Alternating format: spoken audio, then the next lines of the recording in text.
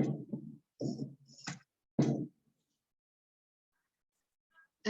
I'm Dr. Poonguzhalai, Assistant Professor of Physiology. And my topic for discussion today is the blood group systems. And before moving to the blood group system, we have to understand two words. What is antigen and what is antibody?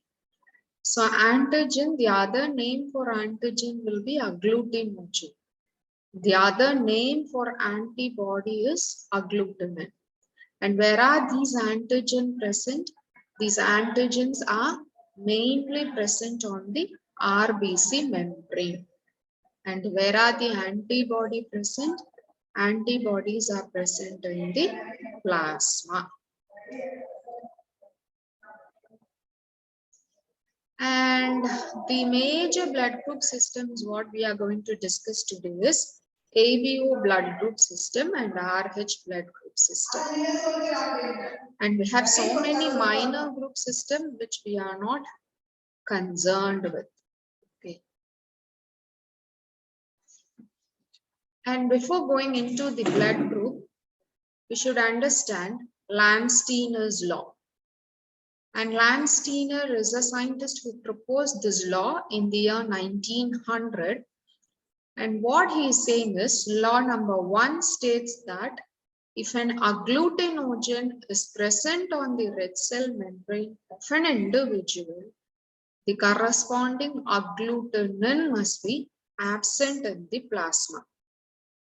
And the second law states that if an agglutinogen is absent from the cell membrane of RBC of an individual, the corresponding agglutinin must be present in the plasma. These things are law, so we cannot change the sentence as such. So which means this is going to give an explanation that antigen is present, antibody will be absent. And if that antigen is absent, antibody will be present. And in ABO blood group system, we have 4 types of blood group, which is A, B, AB, and O. And of this, the most commonest blood group, which is found in India, it's O blood group. And the blood types with their genotypes and the agglutinin and agglutinogen. So O blood group means this is a genotype. And what is, to be very simple, I'll just use the word antigen and antibody itself. So antigen, there is no antigen and there are 2 antibodies. And coming to the genotype, that is OA or AA, that denotes the blood type A, and antigen present, it's A antigen on RBC membrane, and the antibody is anti-B. And the B blood group genotype is either OB or BB, and the blood type, it's B. Antigen present, it's B antigen, and the antibody is anti-A. And coming to the genotype AB, the blood type, it's AB, and the antigen present is A and B, and they don't have any antibody, because if this corresponding antigen is present, there is no antibody. So which is our Landsteiner's law. And what is the pattern of inheritance, which is very important. So these blood groups are inherited genetically. So A blood group means it is inherited from their parents only. Any blood group, it is genetically inherited. So when are these antigens present? Antigens are just a phenotype and genotypic form. So they are inherited and they are present in intrauterine life itself. Especially they have been produced by 6th week of gestational age. Then what about antibody? And these antibodies will not be present till birth. And once they are born, and these babies will be exposed to the antigen similar to that of the blood groups, like antigen A and antigen B. So especially those are present in some of the foods what we take. So when these antigens enter the baby's blood, they get sensitized and they produce the antibody against that particular antigen. So after some 2 weeks of the birth, titer of antibody starts increasing. And this is how we have to understand when the antigen is being formed in baby and when the antibody is being formed.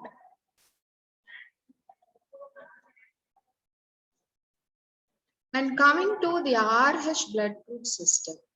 And to start with RH blood group system, how they found out the system. And there is one species of monkey called rhesus. And the RBC of this monkey was injected into the rabbit.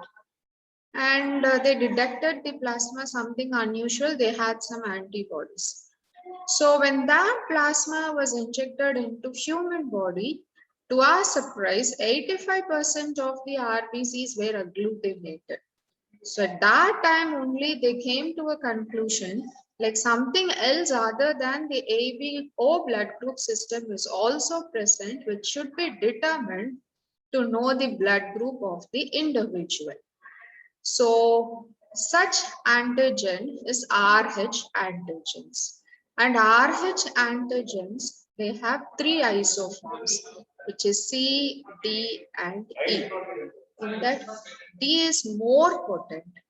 And for example, how we say who is RH positive and who is RH negative.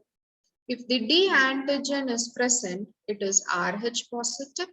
And if the D antigen is absent, they are RH negative. And the D antigen is absent, but these individuals will not have the corresponding antibody in the plasma. Yes, that is why we say that RH blood group system don't follow Landsteiner's second law. So which means that positive and negative is determined by the presence of antigen and absence of antigen, and nothing to do with their corresponding antibody. And what is the pattern of inheritance of this blood group system? It's again genetics, and the antigens are being formed by their genetic makeup. But how come they get the antibody? In contrast to ABO blood group system, RH blood group system, they don't have any natural antibody. They cannot produce the antibody by getting exposed to the similar antigen. Then how come they develop?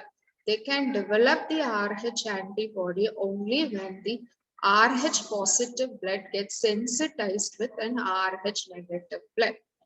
Okay, only when the blood sensitization, antigen sensitization occurs, antibody formation will be there. That's why they often say that RH antibodies are not naturally occurring. And what is RH incompatibility? One of the important questions which is very important at UG level. And we have to understand something here. RH negative mother is going to have an RH positive fetus. So there is no mismatch of any blood at the time of intrauterine life. But at the time of birth, naturally, the mother's blood and the baby blood will mix up. So now the baby is RH positive and mother is RH negative. So the negative blood gets sensitized with a positive blood. So possibility of antibody formation will be more. And this antibodies will take some time to get produced in the maternal circulation. So the first baby is already delivered. So there is no chance of affecting the first baby. Now this mother is again getting pregnant. At that time, again her blood is RH negative and the baby's blood may be RH positive. So at that time, what happens is this mother's plasma, which has been already sensitized with a positive blood, would have developed the antibody against this antigen that is present in a baby. And that antibody against the RH antigen is of IgG type.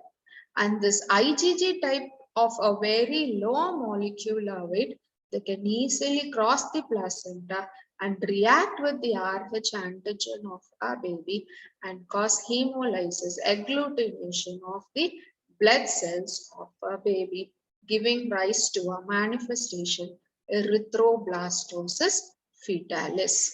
Yes, and now coming to what are the features of erythroblastosis fetalis? It is erythroblast. Erythroblast means all immature cells. The immature form of RBCs will be more in the peripheral circulation, and the immature form doesn't have any hemoglobin. So naturally, less content of hemoglobin. So these babies will be anemic. The second point is icterus. Icterus means jaundiced. So more amount of hemolysis, all RBCs are being lysed and they are going to release bilirubin in the circulation. So bilirubin content will be more, so they are icteric. What is kernicterus? Again, more amount of hemolysis, more amount of bilirubin, and in the newborn, the blood-brain barrier would not have been developed, so they can easily cross the barrier and get deposited in the basal ganglia. So as it is getting deposited in the basal ganglia, they have some motor deficit. And what is hydrops? More amount of hemolysis is occurring, so the baby look edematous. So these four are the main features of erythroblastosis fetalis. So what's the treatment or how to prevent it? First, we'll see how to prevent it.